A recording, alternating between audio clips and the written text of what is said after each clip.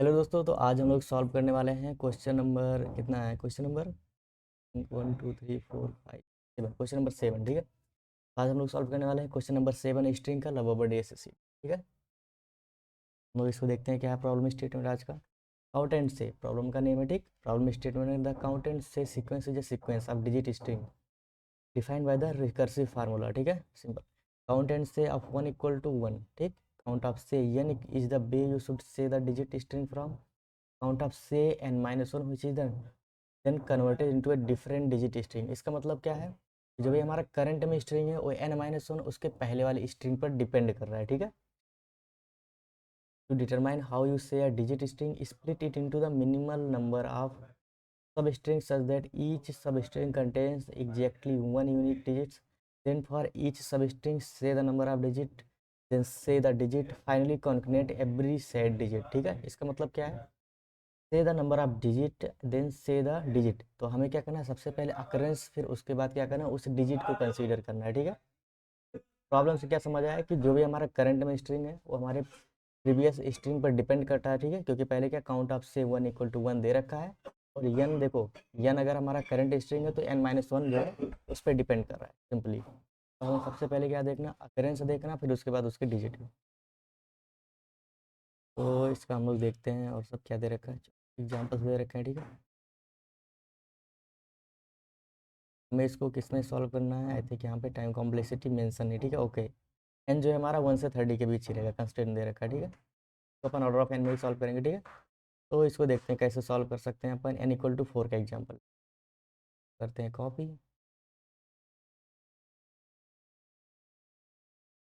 और simply input में हमारा एक इंटीजर एन आने वाला है। ठीक है, तो अपन पहले देख लेते हैं,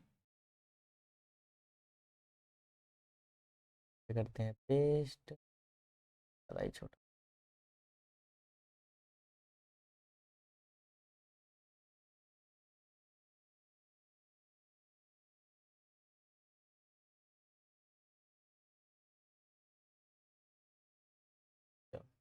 तो देखो यहाँ पर क्वेश्चन में पहले क्या दे रखा है, जो भी हमारा एन स्ट्रिंग है, क्योंकि हमारा इंटीजर में क्या आ रहा है, हमेशा इनपुट में क्या आ रहा है, हमारा एन आ रहा है। ठीक है,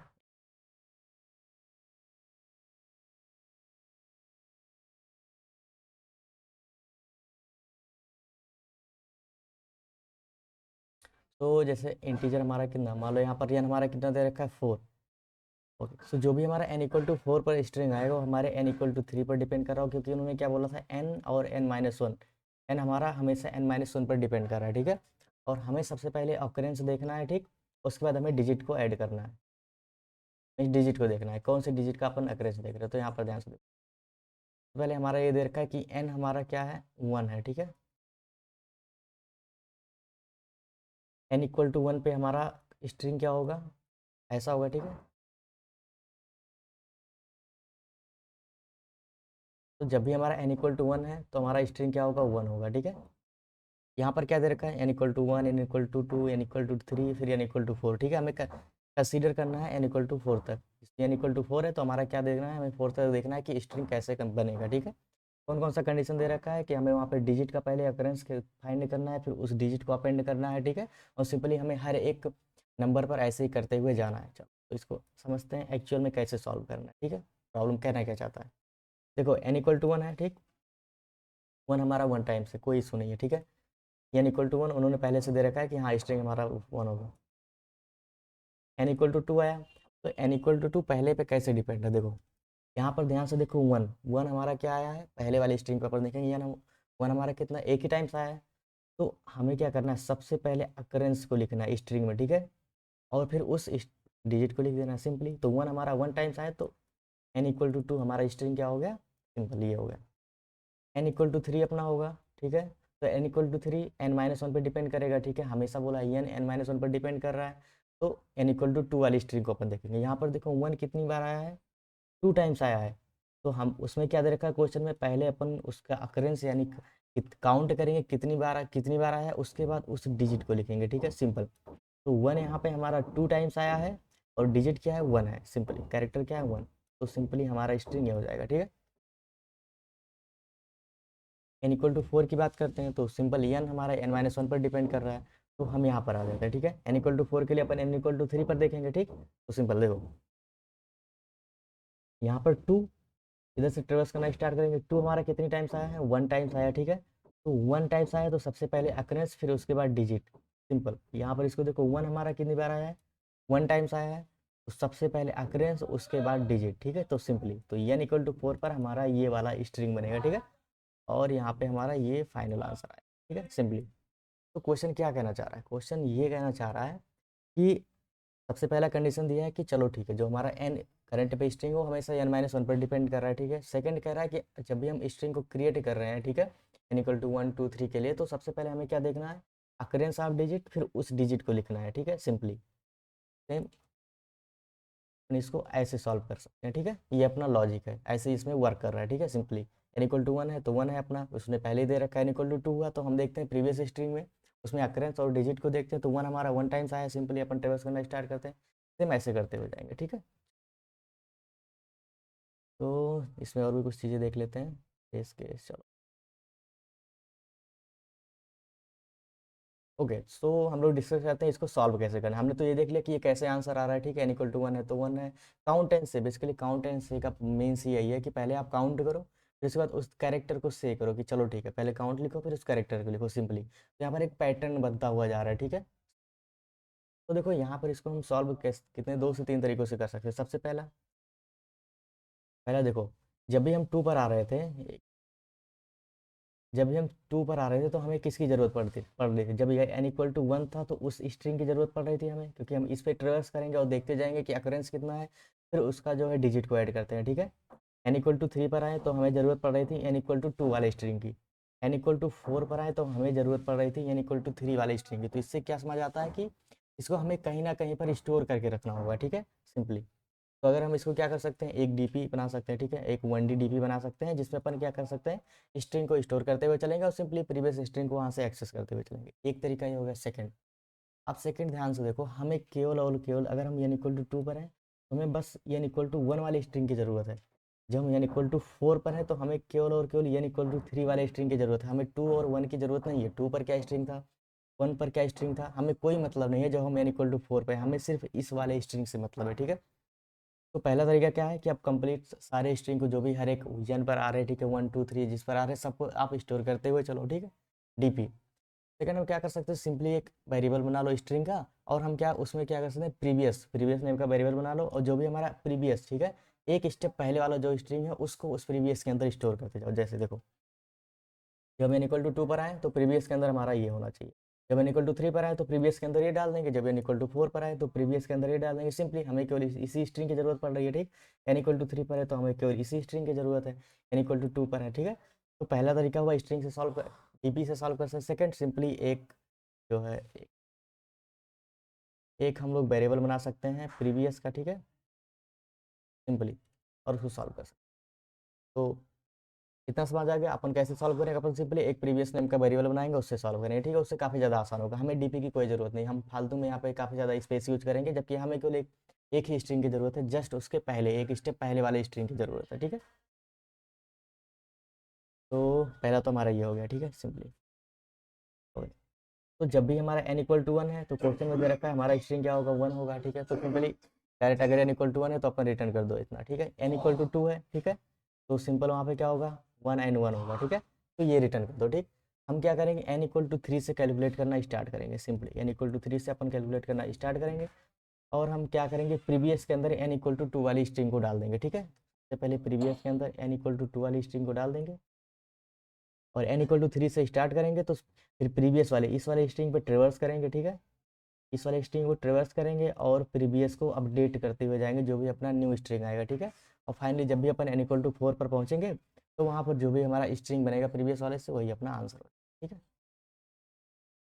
तो इसका हम लोग कोड करते हैं, ठीक है।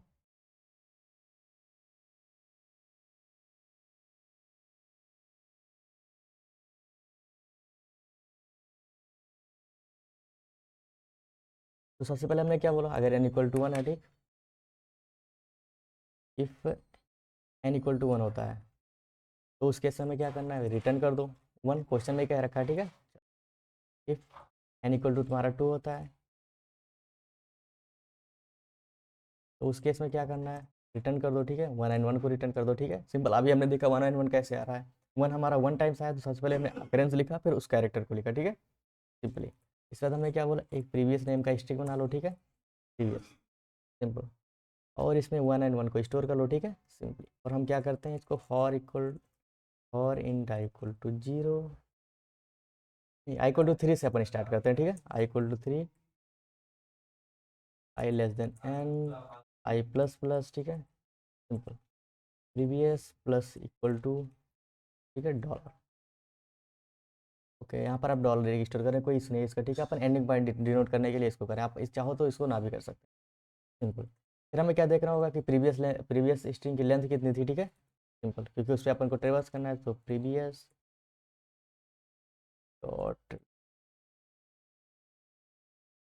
Okay, int count equal to 1, क्योंकि पहले कोई ना कोई कैरेक्टर तो होगा, तो उसका काउंट तो हमेशा 1 ही होगा, ठीक है, मीन्स स्टार्टिंग में तो 1 ही होगा, उसके आगे अपन देखेंगे, ठीक है, चलो। ओके, सो अब अपन को क्या करना है, सिंपली जो भी हमारा प्रीवियस स्ट्रिंग था उस पर अपन को क्या करना है, सिंपल जो है ट्रेवर्स करना है, int J equal to 1, J less than length तक चलेंगे और जे को प्लस प्लस कर देंगे, ठीक है, सिंपल।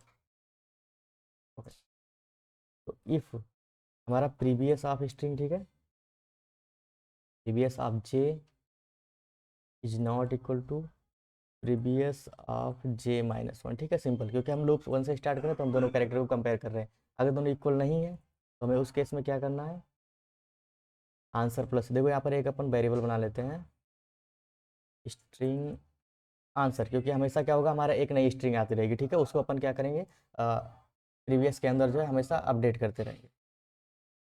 तो एक एम्प्टी स्ट्रिंग यहाँ पे बना लेते हैं, ठीक है, और सिंपली यहाँ पे आंसर में अपन ऐड करते हुए चलेंगे। तो आंसर प्लस इक्वल टू हमें क्या करना, जो भी हमारा काउंट है हमें तो पहले उसको क्या करना पड़ेगा, स्ट्रिंग में चेंज करना पड़ेगा, ठीक है,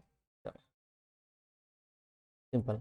और जब भी हमारा ये मिल जाता है तो काउंट को 1 से स्टार्ट करो, ठीक है, मीन्स कि हमारा जो भी हमने कैरेक्टर चूज किया था अभी उसका जो है कोई और कैरेक्टर नहीं है, डुप्लीकेट नहीं है, तो सिंपली जो है काउंट अपना 1 ही रहेगा, इनिशियल काउंट 1 ही रहेगा, ठीक है। और एल्स में क्या करना है, सिंपली काउंट को प्लस प्लस, ठीक है, ओके, एल्स में आप काउंट को प्लस प्लस करते जाओ। और इसके बाद जब भी आप इसके बाहर आओ तो हमें सिंपल क्या करना है, प्रीवियस के अंदर बस हमें जो भी आंसर नेम का वेरिएबल बनाया था उसको अपडेट करते हुए चलना है, ठीक है, प्रीवियस को अपडेट करने हुए चलना है। जब भी अपन n इक्वल टू 4 पर आएंगे, ठीक है, तो सिंपल रिटर्न कर देंगे प्रीवियस, ठीक।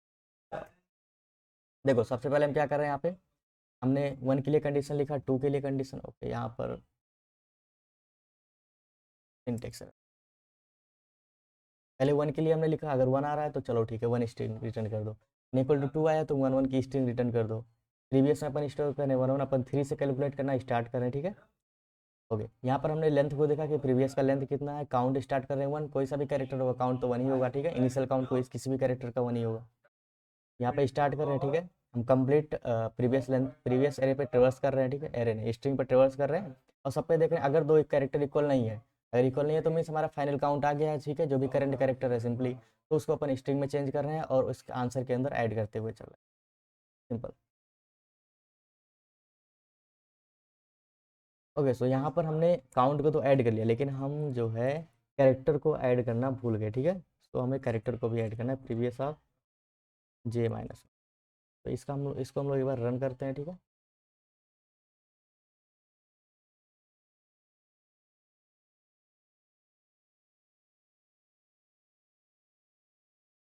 यहाँ से देख लेते हैं, रन करके देखते हैं,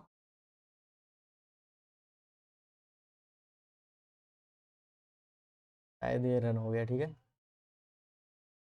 ये रॉन्ग आंसर आ रहा है, n इक्वल टू 4 के लिए 1 to 1, केस 1 तो चल रहा है, केस 2 के लिए रॉन्ग।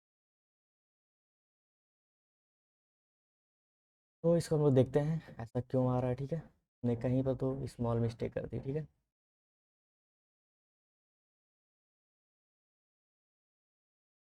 अगर हमारा प्रीवियस से नहीं इक्वल हो रहा है, ठीक है, previous of J is not equal to previous of J minus one, तो सबसे पहले आंसर के अंदर, ठीक है, स्ट्रिंग में कैलकुलेट कर रहे हैं, कोई दिक्कत नहीं, same previous of J minus one को आप ऐड कर लो, ओके।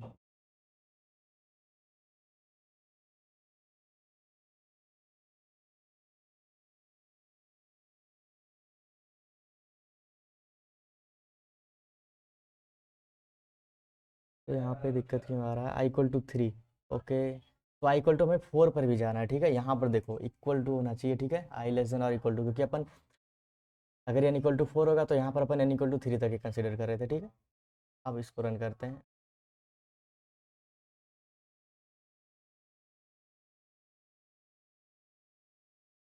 और ये यहाँ पर देखो हमारा दोनों टेस्ट केस रन हो चुका है, ठीक है।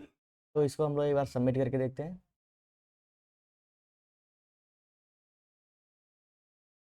ओके, और ये सबमिट हो गया, ठीक है। चलो, तो मिलते हैं नए वीडियो में नए क्वेश्चन के साथ, तब तक के लिए बाय बाय, ठीक है।